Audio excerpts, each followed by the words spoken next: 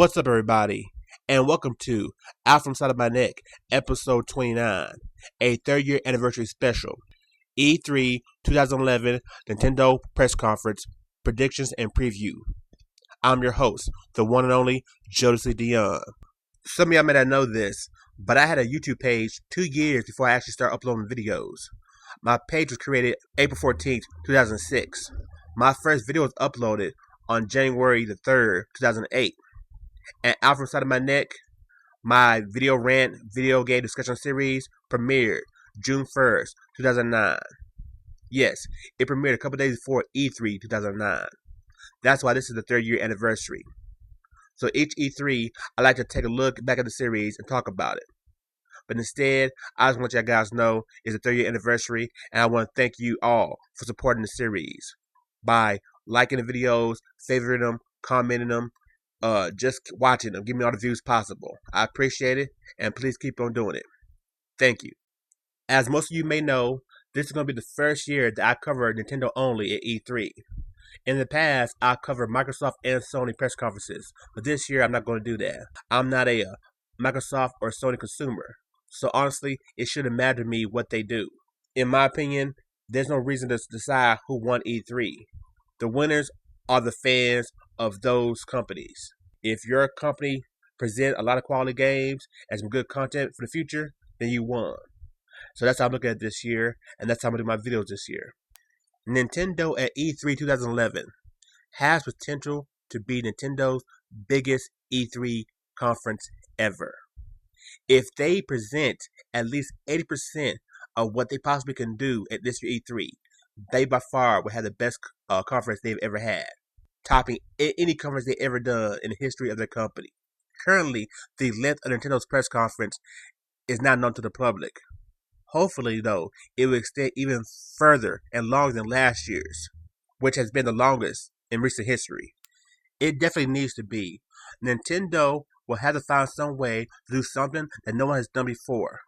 Cover 4 different platforms and present them and all their content to the public, and still cover information about their current company's business plans and future endeavors. There's no telling how Nintendo plans to present this information to the public, with 4 different consoles to cover and 2 different types, home consoles and portables. I believe Nintendo may start off with the home console first, going with the Wii, since out of all the consoles, it's the one that's in the most trouble. There has been any news on any new Nintendo Wii content in the past year. In the first 5 months of this year, Nintendo has only released 1 first-party game, and that game was actually developed by a third party. So Nintendo definitely needs to present the Wii in a good light. Let Wii owners know they haven't totally abandoned and forgot about the system. I believe they would do this by first announcing the localization of several import games.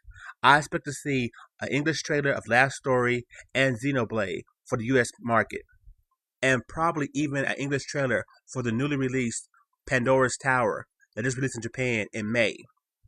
Since it's an action game and the other 2 are RPGs, I would think Nintendo would want to bring this over, just to bring some kind of diversity to their current game library. This is still kind of far-fetched because Nintendo's not known to release imports. So, if those games don't make it, Nintendo has to have another major game other than Legend of Zelda Skyward Sword.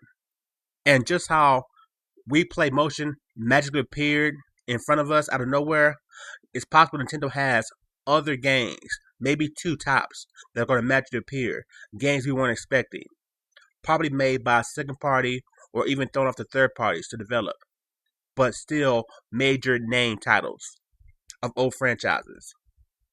So on the Wii front, Nintendo will definitely focus on games, import games, and other games they've been holding on to for the past year.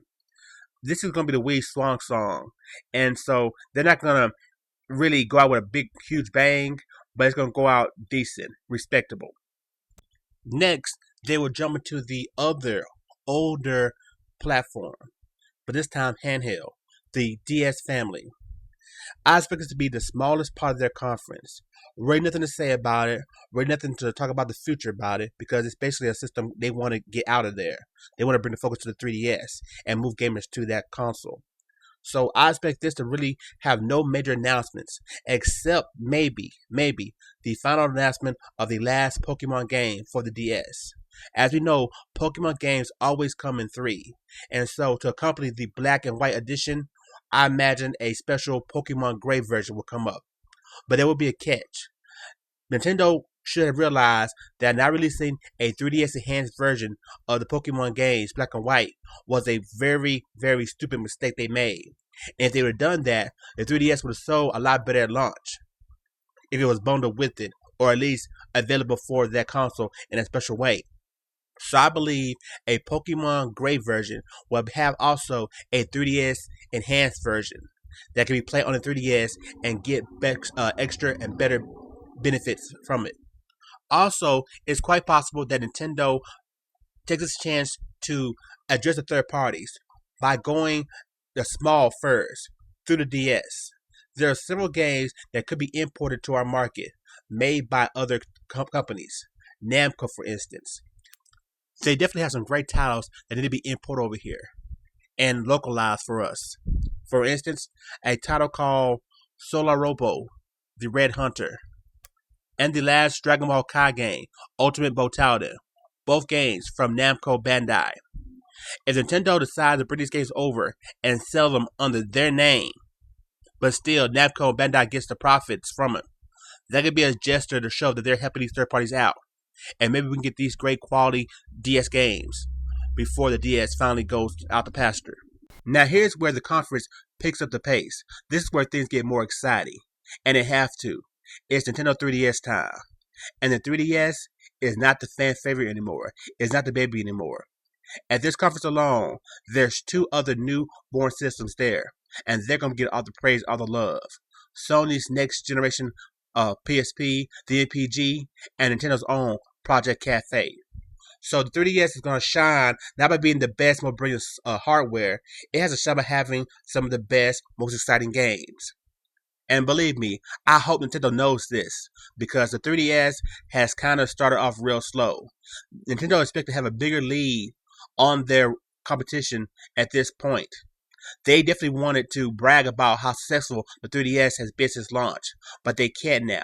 Now they got to come in humble and just in this state of mind of we're going to be hardworking, we're going to push this, we're going to promote this.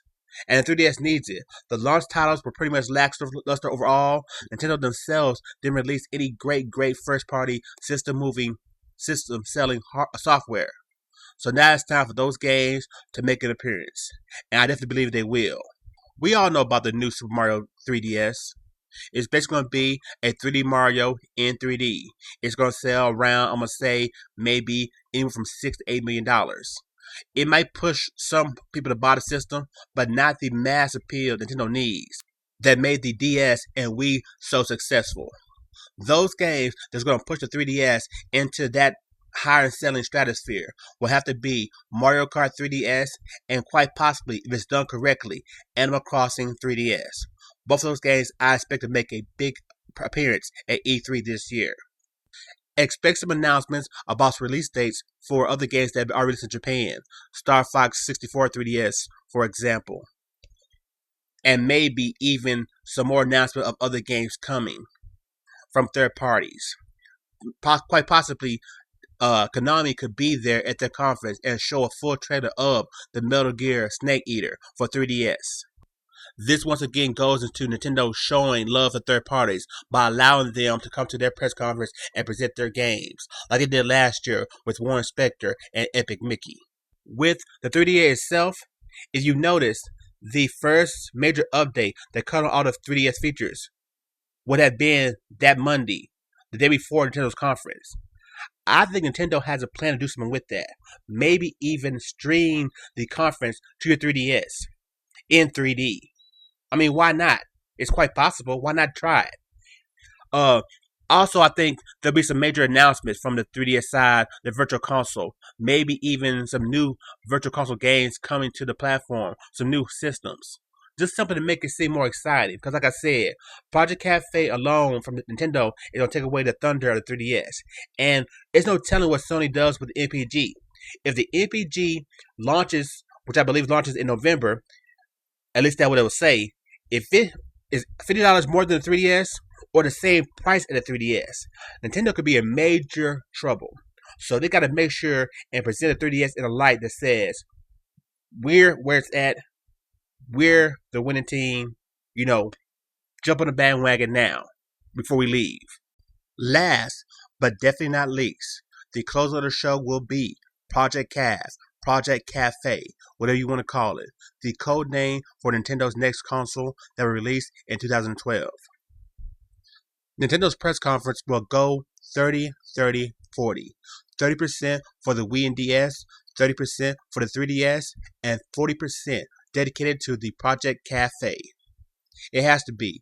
Nintendo wants this to be the biggest thing at E3 this year. They want this to be the thing that brings all the attention towards them, that shines a spotlight on them directly, and no one else. What is Project Cafe? What are Nintendo's intentions behind this console? What are their plans for it? We don't know, but we'll learn everything about it, just about everything about it, this year at E3. We do know it's playable. We do know that several third parties already have development kits and we're working on content for it.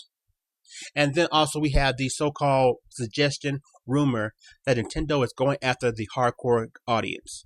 Well, the main thing is, what hardcore audience they're going after?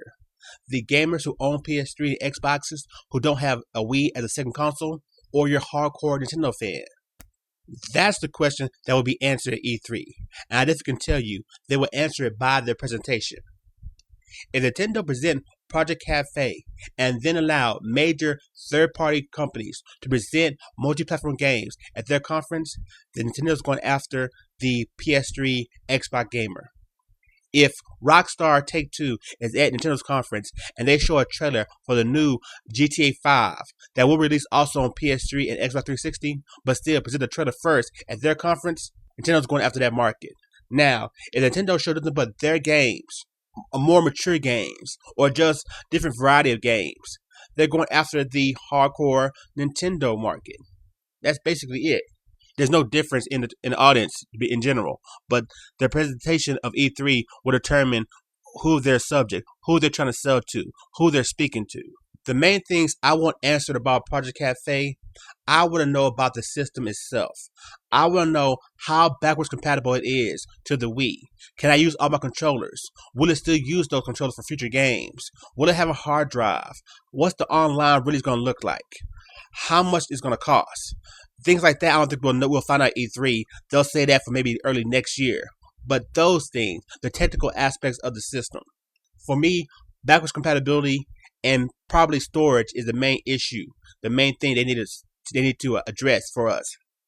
And then it's the games. If they're going after a certain audience, what kind of games they can present?